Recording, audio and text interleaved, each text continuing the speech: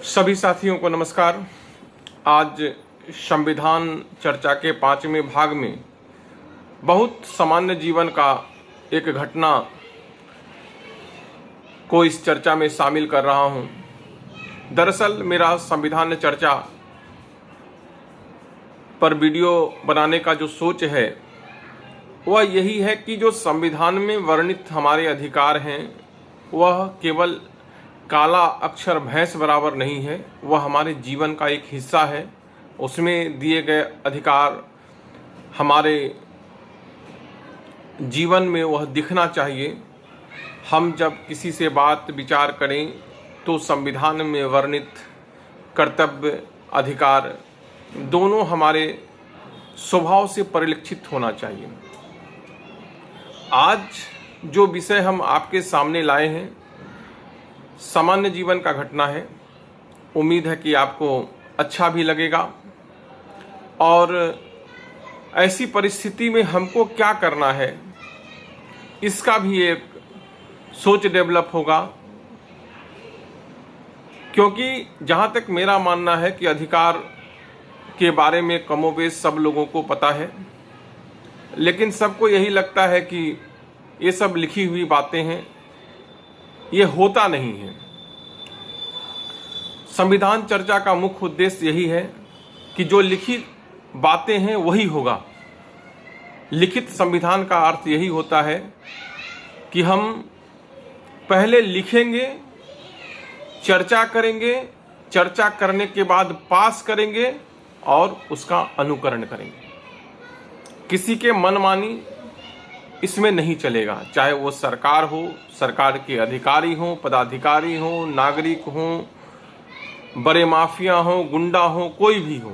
अगर हम सबके मनमानी को नियंत्रित नहीं कर पाते हैं तो समझिए कि हम अब तक संविधान को अपने जीवन का हिस्सा, अपने देश का हिस्सा नहीं बना पाए हैं। ये हमारी कमजोरी है, संविधान की कमजोरी नहीं है। आज जिस घटना पर हम चर्चा कर रहे हैं यह घटना है कटिहार न्यू मार्केट का। मुझे एक फोन आता है कि हमारे पिताजी को पुलिस उठाकर ले गई, और ये फोन हमारी भगनी का होता है और अंजनी सिंह वो हमारे बहनोई हैं और शहर के बहुत चर्चित प्रतिष्ठित व्यक्ति हैं।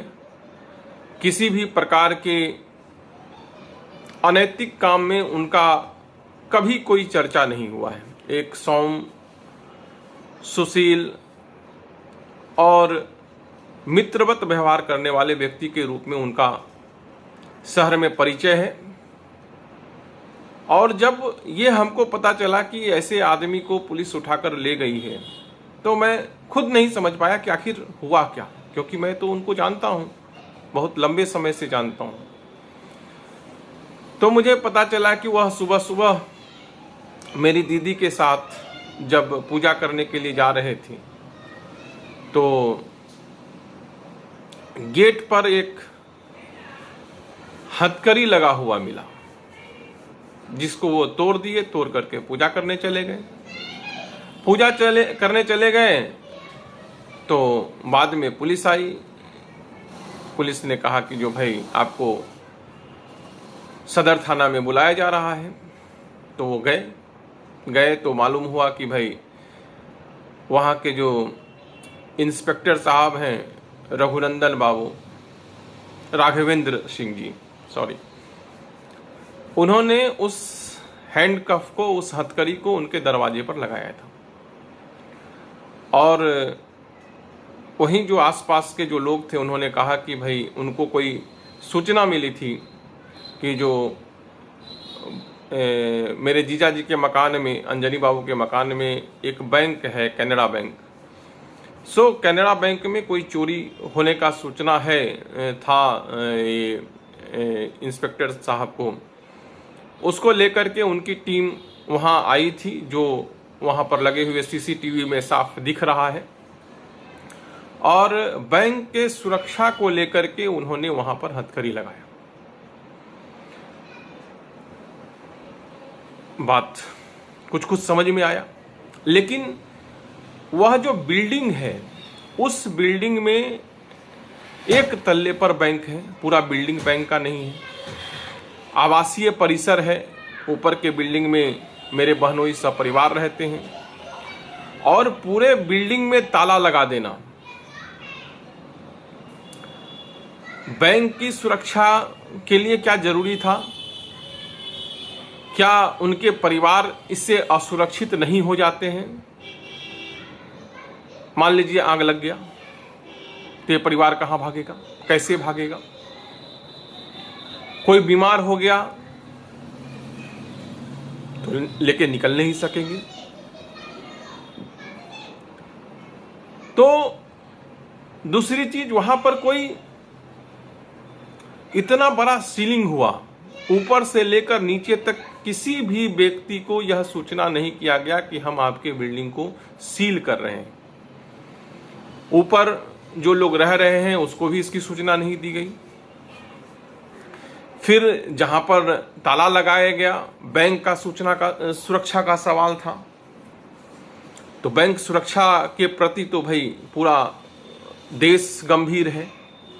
उसके लिए विशेष निर्देश हैं गृह विभाग के कि आपको मिनिमम इतना कुछ करना है।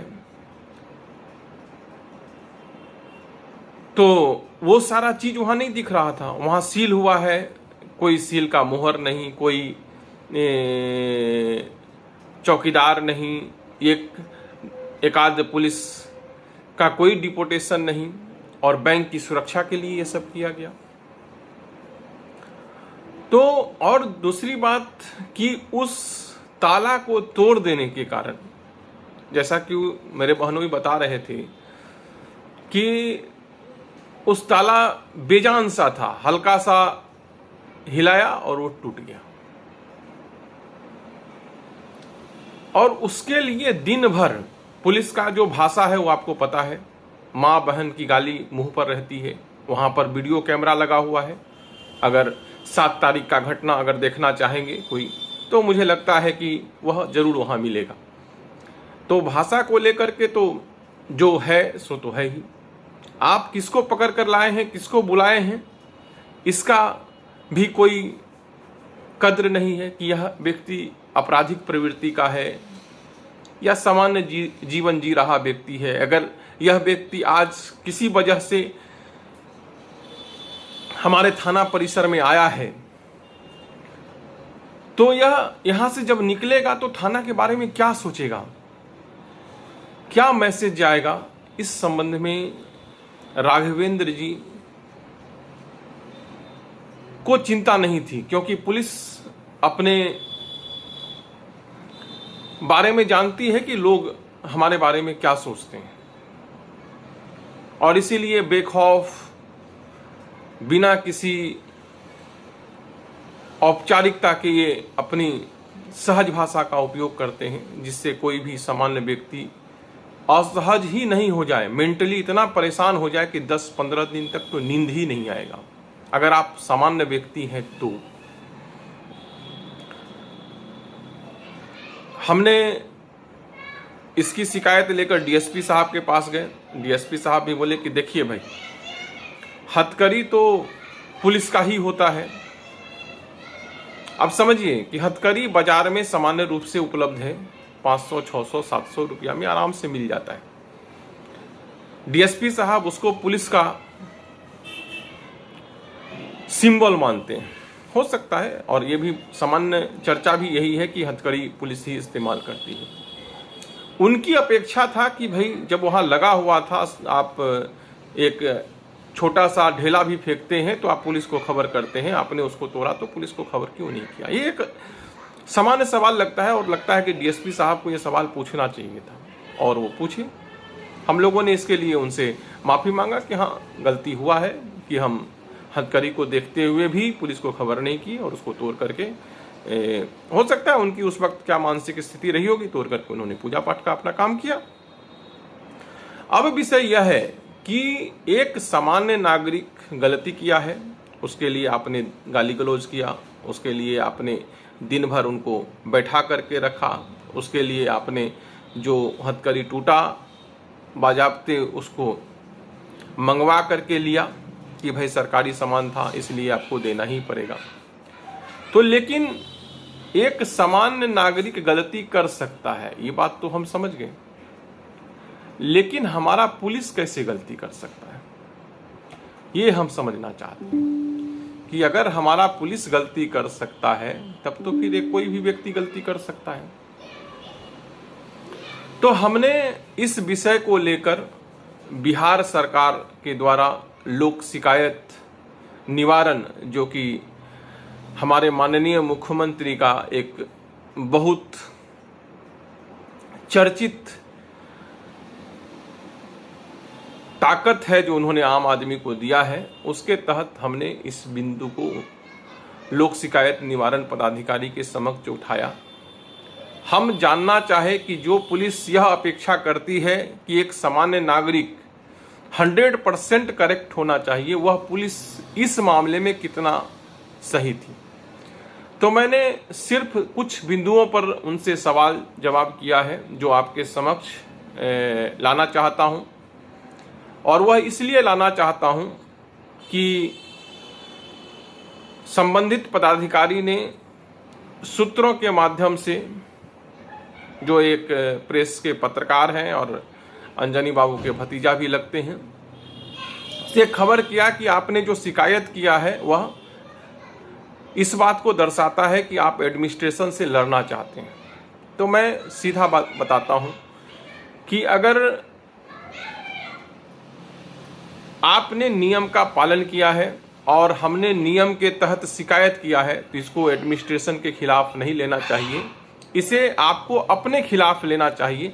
और अपने खिलाफ भी तब तक नहीं लेना चाहिए जब तक कि आपको ये नहीं लग जाए कि आपने दुर्भावनावश अंजनी सिंह का गेट को लॉक किया था। अगर आपने सामान्य पुलिसिंग किया है तो और बैंक की सुरक्षा के उद्देश्य से किया है तो हम अपेक्षा करते हैं कि जो पुलिस एक सामान्य नागरिक से इतना विवेक की अपेक्षा करता है तो वह कम से कम बैंक के सुरक्षा के नाम पर बैंक के सुरक्षा मानकों का अनुपालन जरूर किया होगा, वह भी विशेष परिस्थिति में जब आपको किसी खुफिया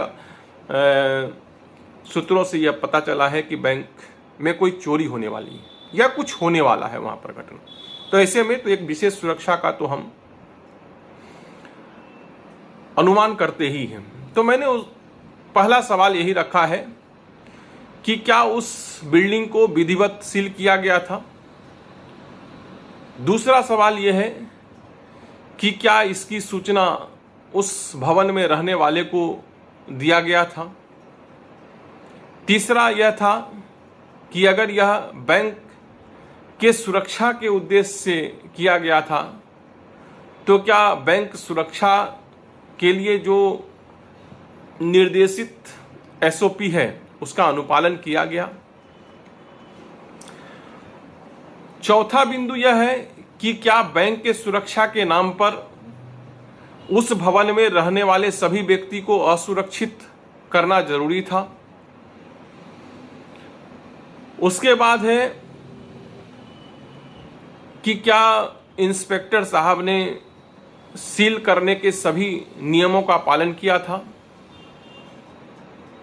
छठा सवाल यह है कि क्या मकान मालिक ने उस ताला को तोड़कर कोई अपराध किया जिस पर कि कोई सरकारी किसी प्रकार का सील नहीं था, कोई सूचना वहां अंकित नहीं था, कुछ भी वहां लिखा ऐसा नहीं था जिससे यह पता चले कि यह कार्रवाई पुलिस का किया गया है। और सातवां यह था कि उस ताला को जिसको तोड़ दिया गया उस कीमत की भरपाई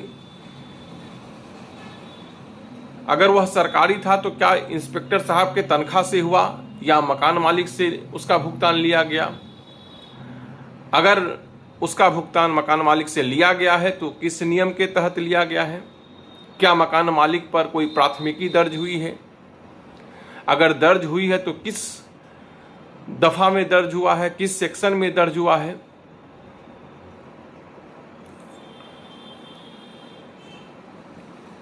और अगर प्राथमिकी दर्ज हुई है तो वह सरकार के वेबसाइट पर सार्वजनिक क्यों नहीं है? अगर नहीं दर्ज हुआ है तो फिर उनको दिन भर बैठा करके वहां प्रताड़ित क्यों किया गया? ये सारे विषय हैं जिस पर हमने उनसे जवाब की अपेक्षा किया है, और इन सवालों के आलोक में उन्होंने हमारे सामने यह मैसेज रखवाया कि ये सवाल इस बात को स्थापित करते हैं, यह मैसेज देता है कि आप एडमिनिस्ट्रेशन के खिलाफ हैं।